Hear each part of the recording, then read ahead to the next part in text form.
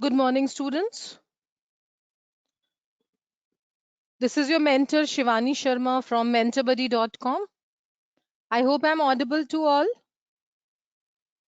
Please let me know through the chat box if you all can hear me clearly.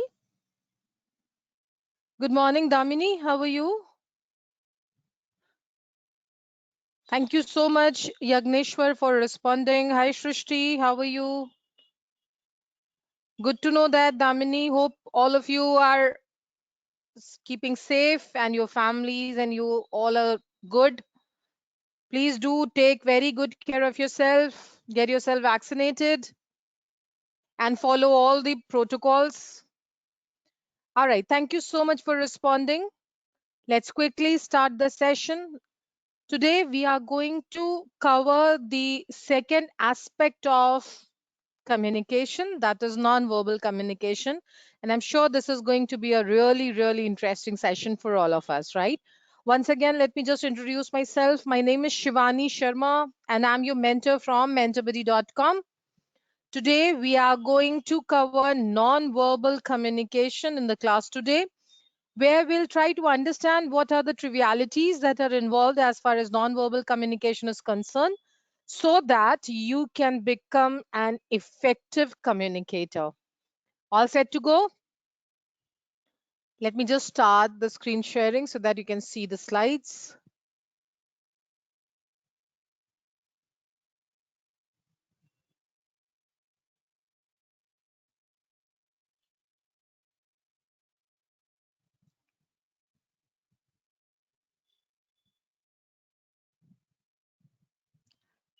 All right, students, can you all see the presentation slides? Are the slides visible?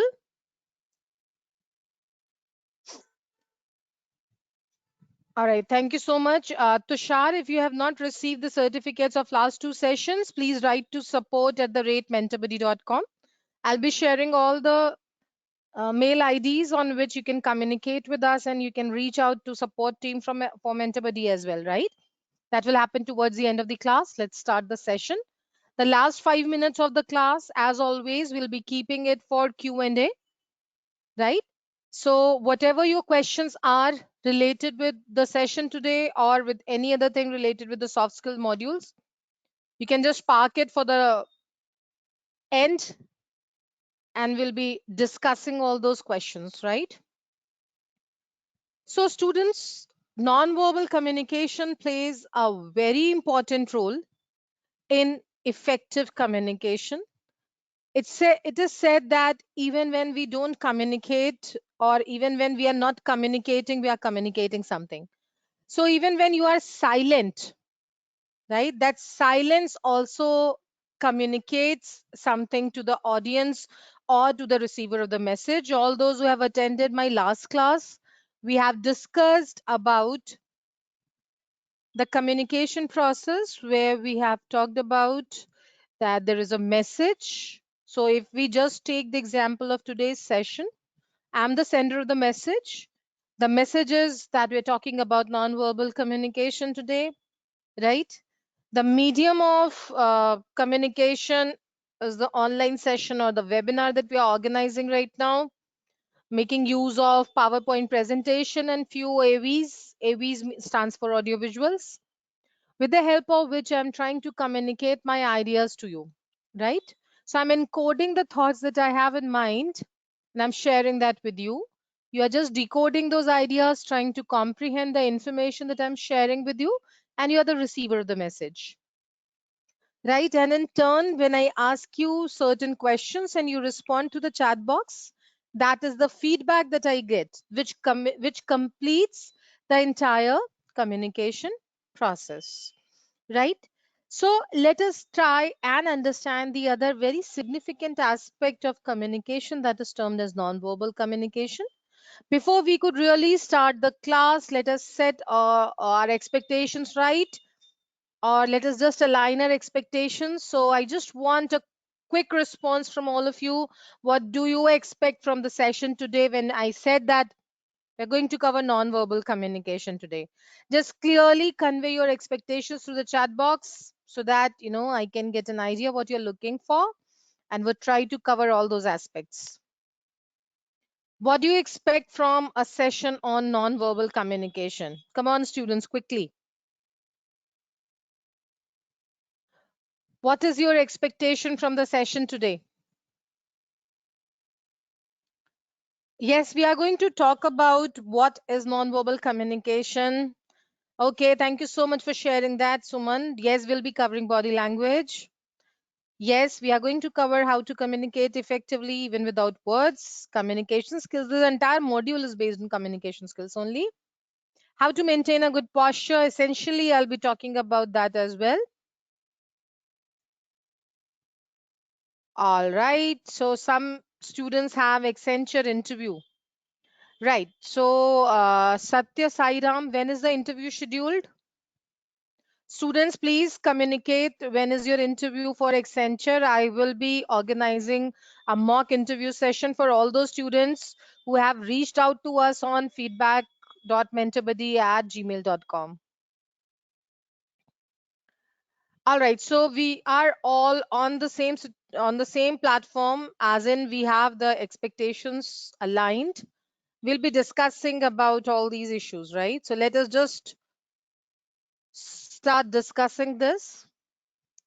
Let me just tell you, what do I expect from you? The expectations are not much, but they are all, the same as I have talked about earlier. You are going to listen attentively.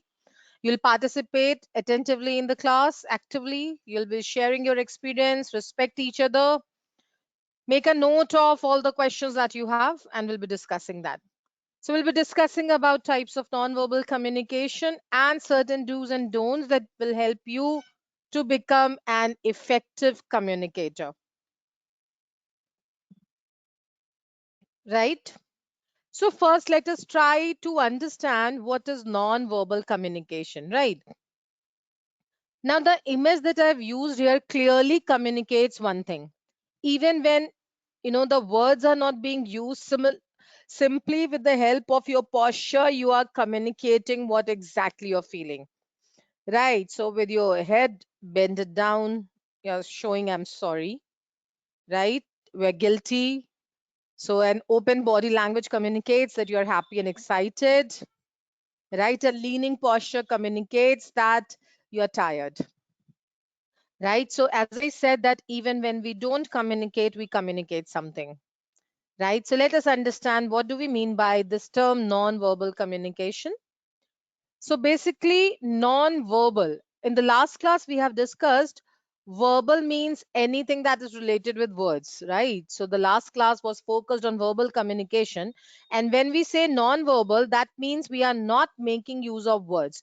Non means not and verbal means words. So when we are communicating without words, that is called as non-verbal communication.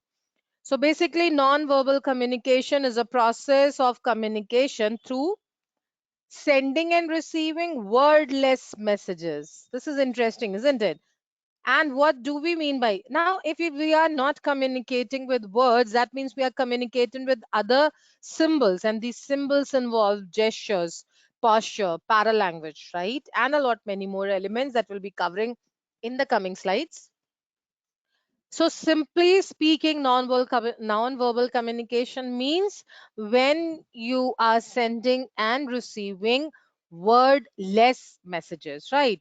The process of communication is going to remain the same, whether it be verbal communication or non-verbal communication. Now look at this picture, look at this pie diagram that I'm trying to show, and you can understand that when we communicate, 35% of that communication happens with the verbal cues, right? That is with the help of the words that you're speaking. Whereas 65% accounts for non-verbal cues. Isn't it interesting to understand?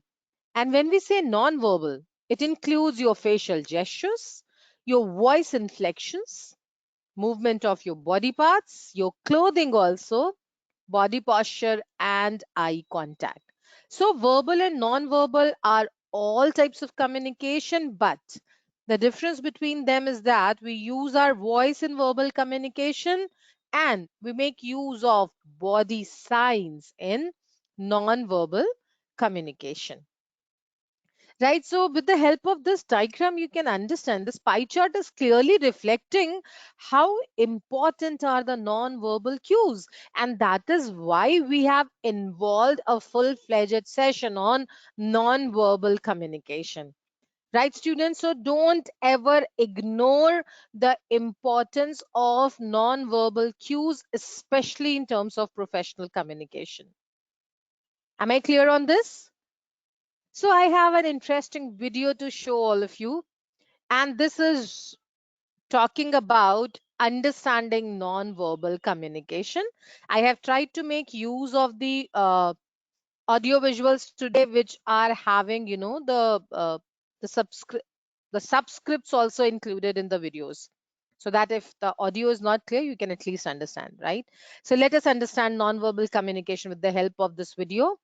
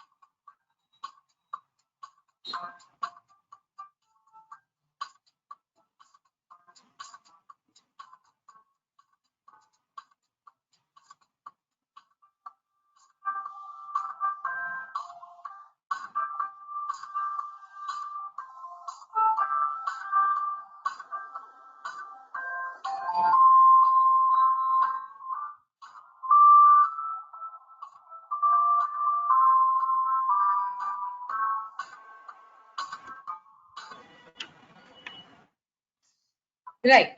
So students, as you know, you all have read about this earlier, that actions speak louder than words. Right. So this saying, or this, idiom has that meaning only, that non-verbal communication is more important in certain situation than verbal communication, right? So let us try to understand the different types and modes of non-verbal communication, right? So the different types of non-verbal communication includes haptics, gestures, phonetics, facial expressions, paralinguistic, body language, appearance, eye contact, and artifacts. Right? Now we'll be covering each element one by one to make it better, comprehensible for you all. Now, the first and the major thing is eye contact. You must have seen that in various culture it is not considered acceptable to look into the eyes of people from opposite gender, right? So eye contact is a key characteristic of non-verbal communication, and it expresses much without using a single word. For example, in American culture, maintaining eye contact shows that you are being respectful to the other person, and if you're looking into the eyes of other person, that also indicates interest, that you are having an interest in the other person, right? And looking into the eyes or maintaining the eye contact also establish the nature of a relationship. Let us talk about more examples related with eye contact. For example, when you are appearing for your interview, right? And let's say there is one interviewer who is asking you questions. Now, it is always expected and it is a sign of confidence that you are looking into the eyes of the other person and you're responding. But at the same time, don't start staring at the person, right? And keep this in mind, especially when the person who's interviewing you is of the opposite gender. Then what is the ideal way out? The ideal way is to look into the eyes of the person, right, for a few seconds, and then you can, just then you can look at the person but not directly into the eyes, right? And suppose there's a panel, let's say more than one interviewer asking you questions, then it is advisable to look at all the panelists and try to maintain eye contact with all of them. That doesn't mean that you are going to become a chameleon and you are going to have a 360-degree kind of, rotation of your eyes, but it's always advisable to have a glare at all the people who are sitting in the interview panel. Please understand that there's a very subtle difference between maintaining eye contact and staring at someone. So, not going to stare somebody, and at the same time, you will not start looking at the ceiling or the roof, or down, right? So this is very, very important because it speaks about your confidence. And even when you're going for, let's say, a public speaking session, try to maintain eye contact with the audience around. Don't just focus on one person or in one direction only. Your eye contact should happen in such a movement that all the all those people who are sitting in audience get this idea that you are looking at everybody, right? This is what we mean by eye contact. Now, the second important element when we talk about nonverbal communication are the facial expressions. Right. Now, these facial expressions are the key characteristics of nonverbal communication. So, with the help of your facial expression, even without saying anything, even without uttering a single word, your facial expression can communicate whether you are happy or you're feeling sad, you are angry, or you're afraid of something, isn't it? So, look at the facial expression of this person, right? And simply you can make out the emotions of the person. And I guess more or less, the facial expression surpasses all the cultural boundaries, right? Am I audible? Am I clearly audible, students? Please do let me know if you're facing any hurdles in hearing.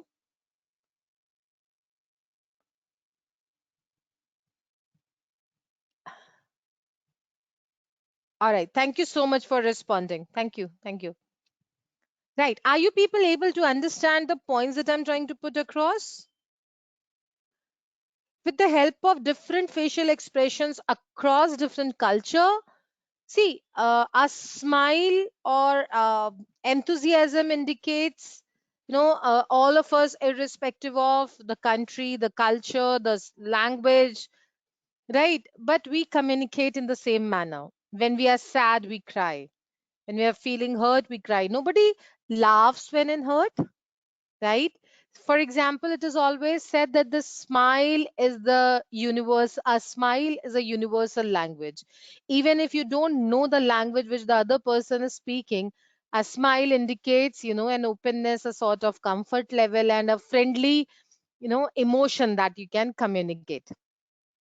And this is the beauty of nonverbal communication. Clear?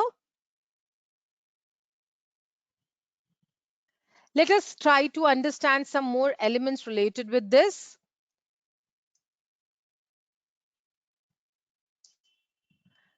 Right. Now, as you see here, surprise, disgust, right? Happiness. Can you see happiness, right? And this happiness will go across all the culture in the similar manner. Disgust always has the same emotions, right? Happiness, anger, surprise, anxiety, right? So, more or less, the facial expressions are going to remain the same. We can bind our verbal communication in words in a particular language, right? That can be ambiguous to people across different culture, but there's something which is universally acceptable language, and that is called as body language, right? However, there are some limitations to it when we talk about the different cultural contexts. I'll be discussing a few examples related with that as well. But as far as emotions are concerned, yes, they play a very important role, and they are more or less communicated in a similar manner across different culture. The next important element that is covered as a part of nonverbal communication is posture. Right. So posture and how you carry yourself, it tells a lot about you. How you walk, how you sit, how you stand, how you hold your head. It not only indicates your current mood, but also your personality in general. I have seen a lot of students slouching in the seat when they're attending the sessions, right? Even in your classroom also, or they just walk around with the with the stooping shoulder. What does that indicate? That indicates lack of confidence, that indicates lack of interest. If you're slouching in your chair attend while sitting in the classroom, that it simply indicates that you are not at all attentive. So please keep these things in mind, because now you will be entering the corporate world where nonverbal communication plays an important role, as important as 65% of your what you are communicating is influenced by the nonverbal cues than the verbal cues. Right, students? And it is going to give an impact to the other person about you as an individual personality. For example, right now, this is also a part of body language. Some of you said that we want to understand more about it, right? So if you cross your arms while standing, right? So a folded arm while standing indicates that you may be closed off and defensive. That is why it is said that whenever you are speaking to anybody, don't stand with a folded arm. That is not a good sign. Now, even this posture is also not right. This is not a good posture in as far as professional communication is concerned, because this is trying to show superiority and dominance, right? Meanwhile, walking with your head down and avoiding eye contact with others. What does this indicate? This indicates shyness. Right. So when you're not maintaining eye contact with others and you are walking around with your head down, that indicates that you are being shy of something, or you do not want to interact with the other person. Clear? This is what is posture. Now, another very important aspect of nonverbal communication that plays a very important role is haptics. Haptics means touch. So haptics communication, now this is something which is a buzzword in the field of nonverbal communication. Haptic communication. Touch or haptics is the characteristic of nonverbal communication, and this is used when we come into physical contact with other people. However, because of corona, people across the world are, maintaining physical distance.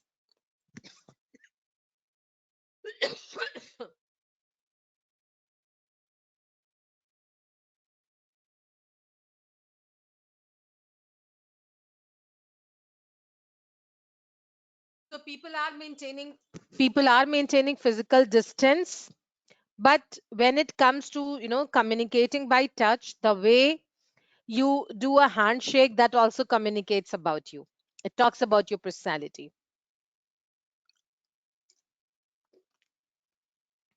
Let me give you an example, right?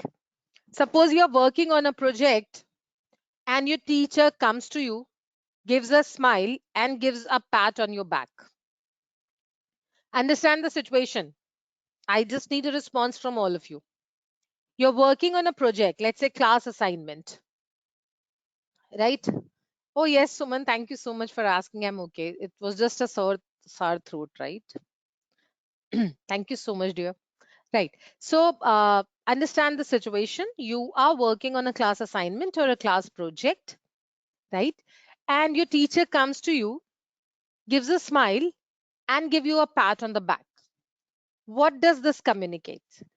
She has not uttered, or he has not uttered even a single word, but just a pat on back and a smile. What does that mean? Okay. Raksha says appreciation. Suman says you are doing great. Okay. Appreciation. I've got two more responses for that. Tushar says keep it up. Puneet says good going in work. Positivity to encourage, keep going, appreciation, and happy on you. Very good. Motivation, right? So that is the importance of non-verbal communication, right? So unanimously, you all have said the positive words. So that means this is something which has a very positive impact. Now, understand, you are working on a project, your teacher comes to you, smiles, not smile, but a grin and a pat on your head. What does that mean? A pat on your head. A pat on your head. Yes, very good. Going wrong. Do the work. Something went wrong. So you can understand that the same, the body language, that is giving a pat. But giving a pat on your back means you're doing well. And giving a pat on your head means there's something which is not going well. Right. So that is the importance of haptics or touch. The way in which you do a handshake speaks about you. There are certain do's and don'ts when it comes to haptics. So let us just talk about this. Suppose you are working with an organization which is not very open. In MNCs, they have a different culture. But if we talk about Indian culture, and if you're working in India, it is not considered very acceptable that a male offers a handshake to a female, right? Whether the female is a junior or a peer or a colleague, that is not acceptable. A junior offering a handshake to a senior, again, is not acceptable, right? But a senior can offer you a handshake. If a senior is offering a handshake to a junior, then you can go ahead. Yes, Yogesh, we can do namaste because of corona, right? But we all need to understand these essential symbols, right? If a female is offering you a handshake, you can go ahead and do that, but you should not offer a handshake in Indian culture, right? I'm not talking about the Western culture or the MNCs. So it is always advisable that when you join any organization, you should always try to understand that what are the acceptables and non-acceptables as far as body language is concerned, right? So this is about haptics. We use handshakes to gain trust and introduce ourselves, but now we all do namaste because of corona.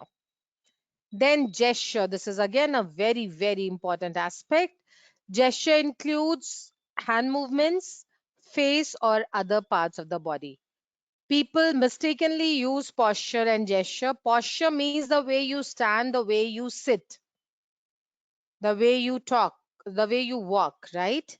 Gestures include movements of the hand, your face, or other parts of the body.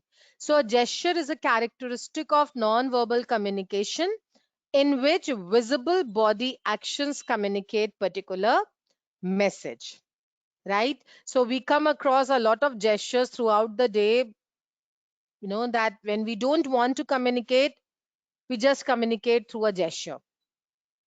Suppose somebody going for an exam and you're giving thumbs up, that simply means you are giving him best wishes or good luck. Somebody doing a performance and you are showing him thumbs down, right? That means demoralizing and not liking it, or you're not supporting that person.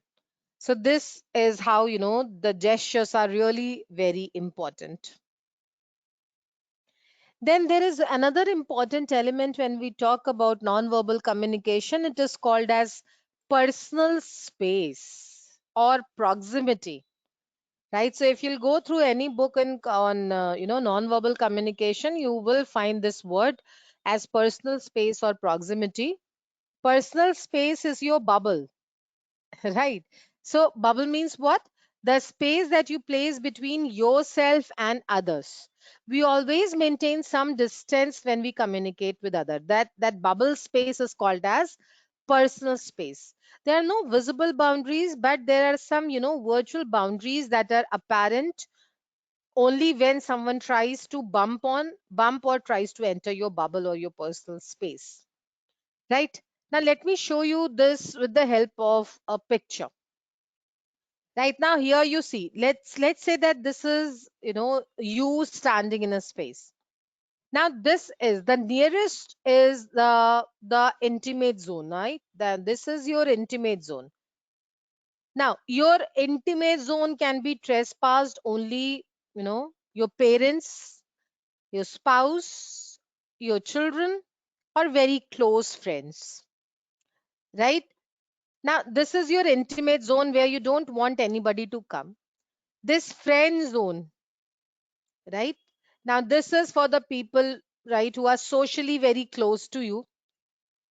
This is a social zone which is meant for acquaintances, and this is the audience zone.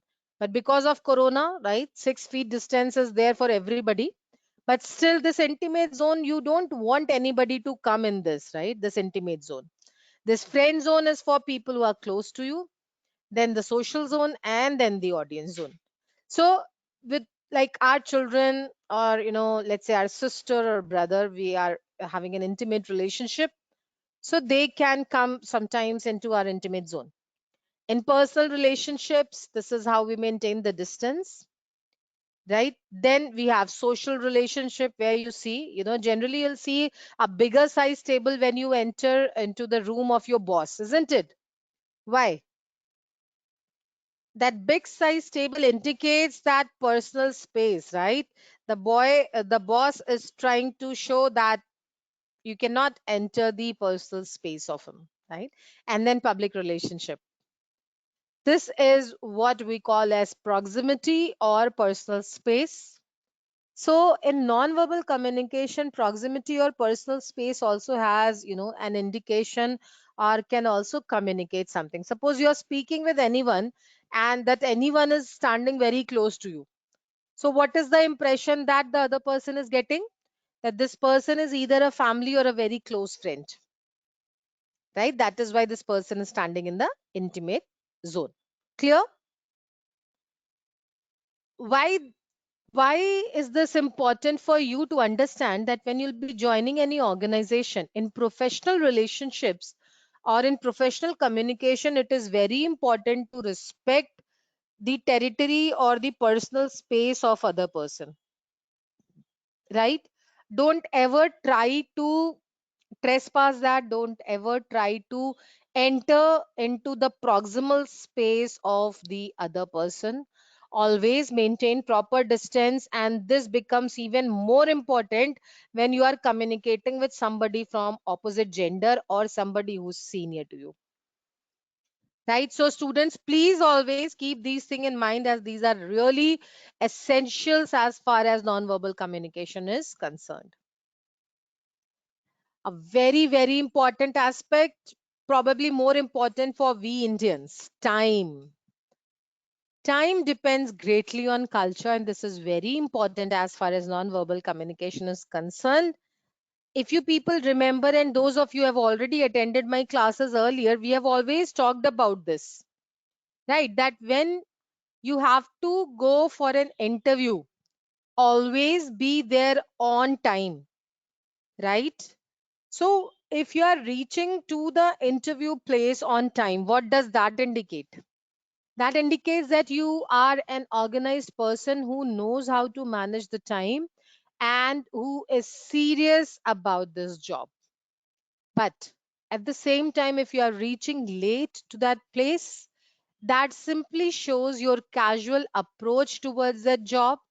You're not at all serious about it, and you are a disorganized person who doesn't know how to manage your time. Right? So, students, the way time is handled, it can express both intentional and unintentional messages. Right? Now, suppose I take a class on Sunday from 11 to 12.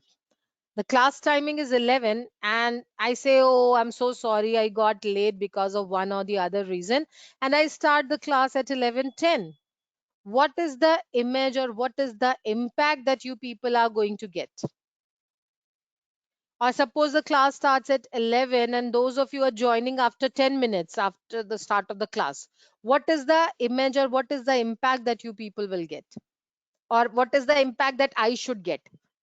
Right? That you are not taking any interest in the class, or I'm not interested, or I am not good at time management, right? Or I don't take this seriously.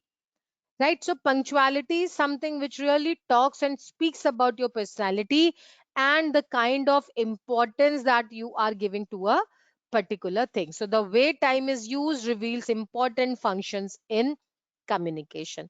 Another important element that I would like to, talk about here when we talk about time, you must have seen that in Indian culture, it is considered that in Indian culture, if you're inviting somebody for, a party, you should always mention the time as 6 p.m. Because if you're going to mention 6 p.m., people will arrive by 8, right? And very proudly, we call it as Indian Standard Time, right? Although things have really gone, drastically changed in the past few years when it comes to professional interactions and professional culture, but still in social culture it remains the same, that if you are calling somebody for at a particular time, people tend to come late and they consider it, good. If you're calling somebody at 6 a.m. for a tea party to your house and the person arrives at 6 p.m., you will get the impression, oh my god, I have asked him to come at 6 and he has come at 6 only. That means he is not having any work to do at home. Right? So, attaching importance to time is very, good, but at the same time there are cultural variations which we need to keep in mind. Clear? Let us have a look at some more things that are important aspects of nonverbal communication, because we have understood that around 65% of your communications is influenced by nonverbal cues.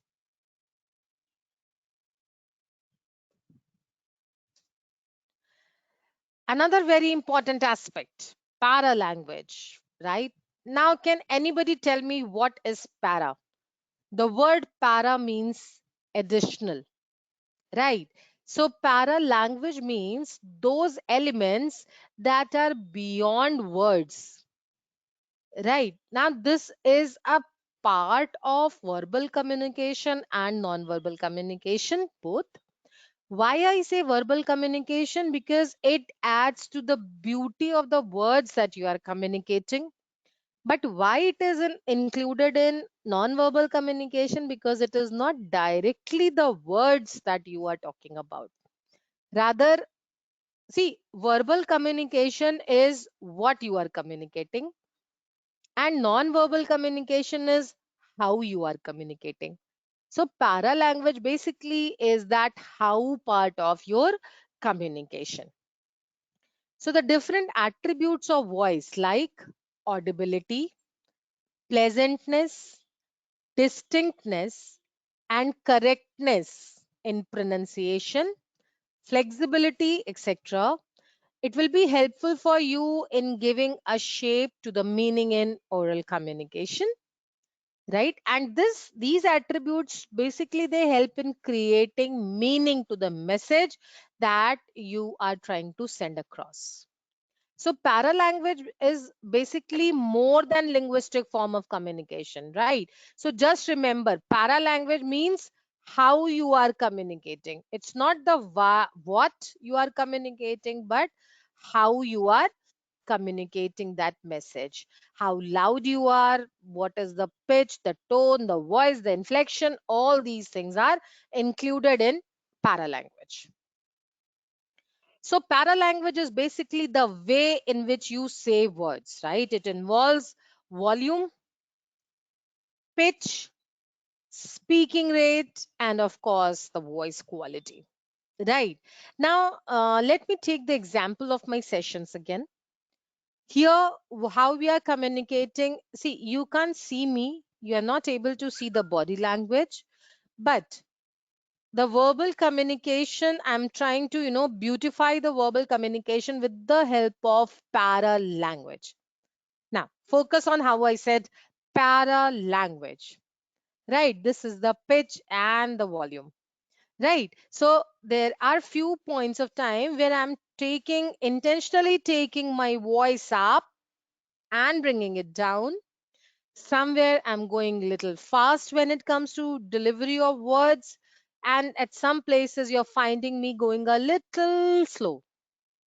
What am I doing? I'm trying to bring emotions to my speaking so that you are able to grasp the message in a similar manner. And that is how we are making use of paralanguage. And believe me, it's very, very important. So the diction means the clear pronunciation, the highness and lowness of tone, intensity, the manner of delivery, rate of speaking. It creates the intended meaning of an utterance. Let me tell you, right? Suppose somebody is wearing a very nice dress and I say, "Oh, you are looking great." Just focus on the way I'm speaking, right? "Oh, you are looking great." You are looking great. You are looking great. You're looking great. Now, I have made use of the same word, but because of the difference in the way I have expressed, you can make out that at some point of time I'm really appreciating. At few points, I was trying to make fun of, or I was sarcastic in my tone. Isn't it? Are you able to appreciate the difference? You are looking great. You are looking great. Looking great. Right. So this is the beauty of paralanguage. Right? Is that clear to all of you? Are you people able to understand the difference that I'm trying to put across? The way you speak, right? How slow, how fast, where you take your voice up, where you take it down, right? You can do it. You can do it. You can do it. Right. So the stress on every word is different. And by emphasizing the word, if I say you can do it, that means I'm emphasizing on you. You can do it. That means I'm emphasizing on do, right? That means the work is more important, right? So that is the beauty of paralanguage. When something is delivered coupled with gestures and facial expressions, it may reflect the feeling or emotion of the participant in a communicative situation, right? Paralanguage is something that cannot be dealt in isolation. But of course, this is an additional aspect of the verbal communication. Now, let me just show you certain examples which will help you in understanding non-verbal communication across the world. So, if we talk about China, do you people know that the Chinese don't like being touched by strangers? Therefore, they don't make any body contact. Right. So, non-verbal communication in China means you are going to maintain physical distance with the strangers, and that is also a cultural effect. Right. So, whenever you are moving to China, I'm sure you're not going to go there because of the pandemic right now. Right. But definitely, whenever you're interacting with Chinese, please keep these things in mind. As a part of MNCs, you are always, um, told about all these aspects, because when you're interacting with international clients, all these things play a very important role. If we talk about Argentina, a handshake and not show respect when you are greeting someone. Now, this kind of an interaction on an or a non-verbal communication is acceptable in Argentina, but not acceptable in China and India. Right. So this is how, non-verbal communication differs around the world. You all can see India, mm, non-verbal communication in India, we greet with namaste, placing both hands together with a slight bow. It's a very common non-verbal communication and it shows respect. And now we have seen people across the world are doing namaste because of pandemic, right? No handshakes and nothing. But, this is our culture. This is a tradition which we follow in India. Non-verbal communication in the US, quite informal ways of non-verbal communication. How do they communicate? Handshake, smile, hello, giving a hug, right? And that, there is no gender barrier as far as non-verbal communication goes in USA, right? So people of opposite genders also do handshake and they hug each other, or they say smile. No, they pass on smile or say a hello, right? So there are culture, variations when you go across different countries, or in India itself. If we talk about east and west, eastern India and western India, or northern and southern India, so we have, different ways in different culture to greet each other. There are few things which are acceptable in a particular culture but might not be acceptable in other culture, right? So that is, the essential aspect of non-verbal communication which we need to understand, right? Now I'm going to talk about certain final tips, because so far we have covered how important it is and what are the different aspects of non-verbal communication that you have to keep in mind whenever you are interacting with somebody. Now I'm going to talk about certain tips that will be helpful for you if you want to project yourself in a better manner. Remember, we are talking about professional grooming skills, and in professional grooming, both verbal and non-verbal communication play a very important role. So now I'm going to show to you certain body language tips that will help you in showing how to be a confident person.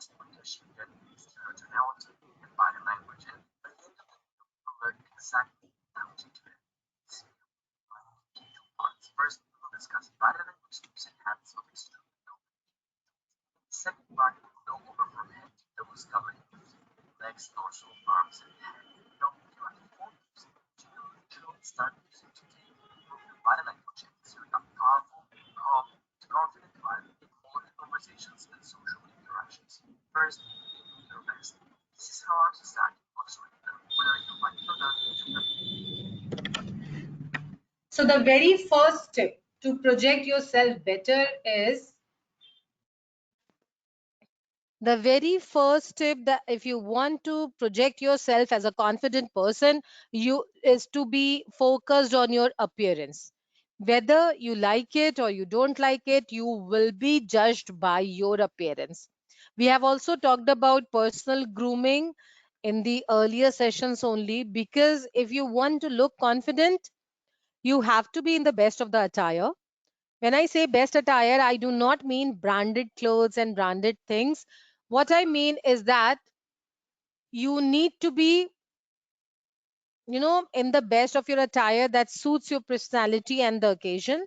Should be neat and clean. You should not smell bad, right? And all those important points that we have covered earlier also in grooming.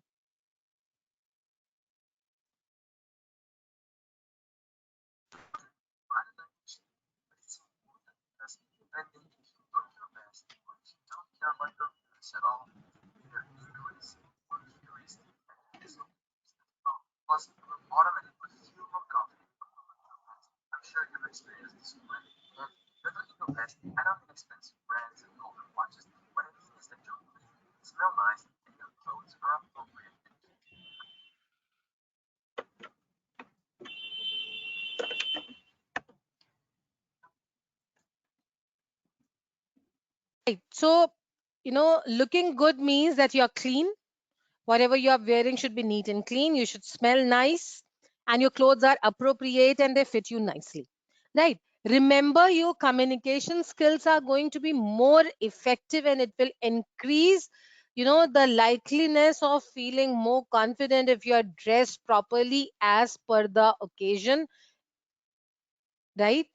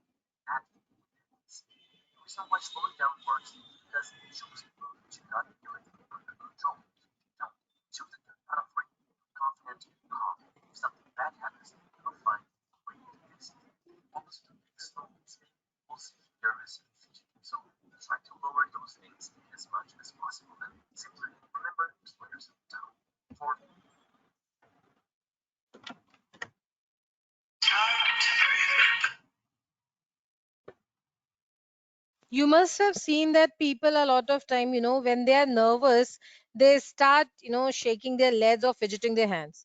I've seen a lot of students, going for interviews and they start, playing with the pens. Now, these things are really a bad indication, and it shows, it gives the impact to the other person that you're nervous. Right. So maintain your calm and composite attitude. Don't fidget with your fingers, or don't just move your legs. Don't just shake your legs beneath the table, right? Because that is not a good indication. Even if you are feeling nervous, have a sip of water, calm yourself down, relax yourself, and make use of auto suggestions that everything is going to be well, all is well, right?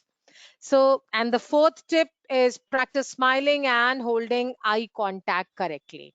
Let us listen to this.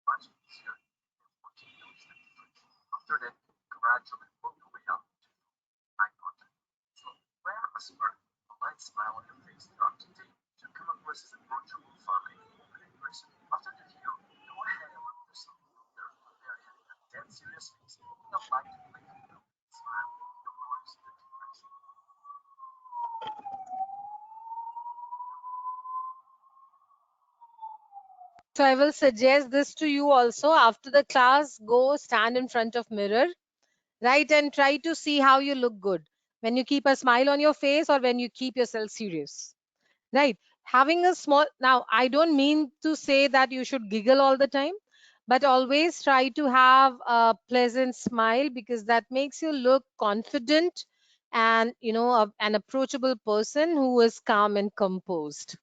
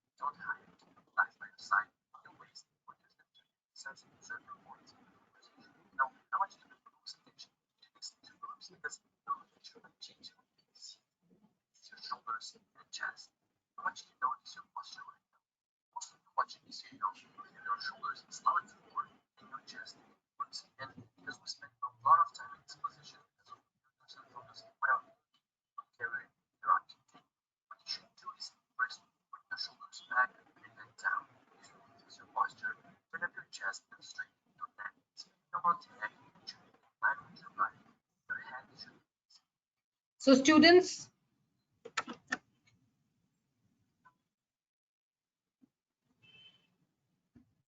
students, keep this in mind, and I would request all of you to stand in front of mirror and focus on your body language, right? The way you walk. You might not have noticed that you are walking with a slouching shoulder, or your face stooping out, or your back slightly tilted, which is not at all considered a good sign, and it shows lack of confidence. Instead of that, whenever you are walking, you should, your body should be in a straight line, and that shows the confidence, right? And so this is one of the tips.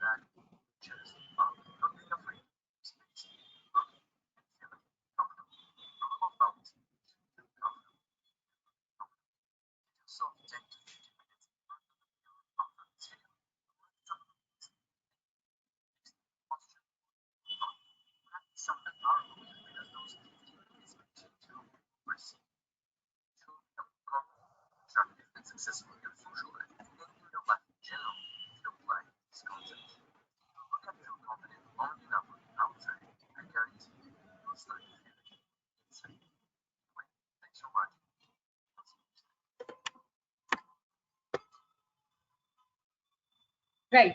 So I think all of you have enjoyed this video of final tips to project yourself better, right? So this brings us to the end of this session, right? And as discussed, I've talked about non-verbal communication, and I've also told you certain final tips to project yourself better.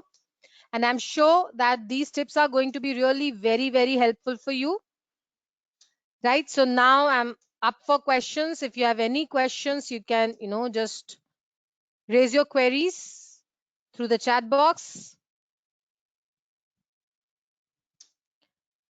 And all of you who want to reach out to us, who want to interact with me, can write to me on feedback.mentorbuddy@gmail.com.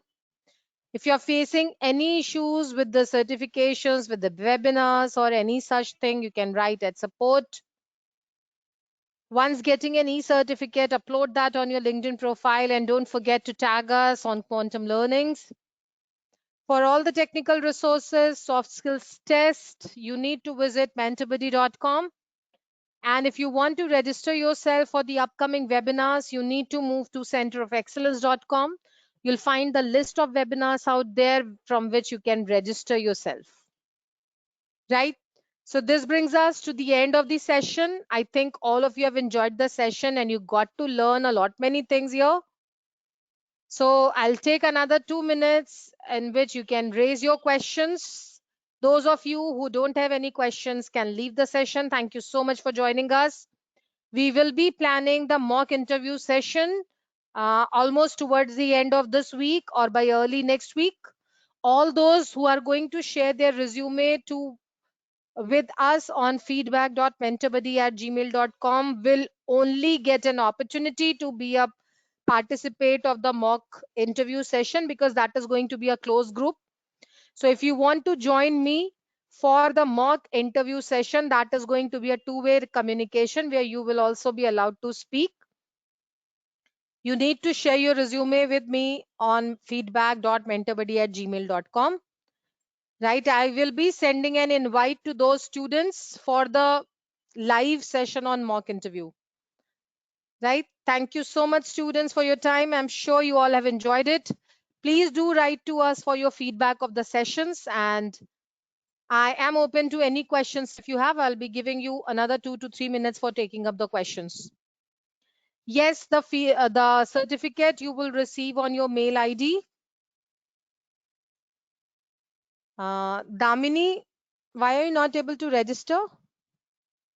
Register for what? For the webinars or for the MentorBuddy website?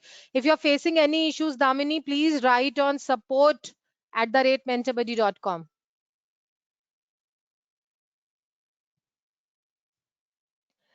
Okay, so Yashwant, see, this is something that will come after a lot of practice, and every time you have to consciously train your brain to sit in a proper posture.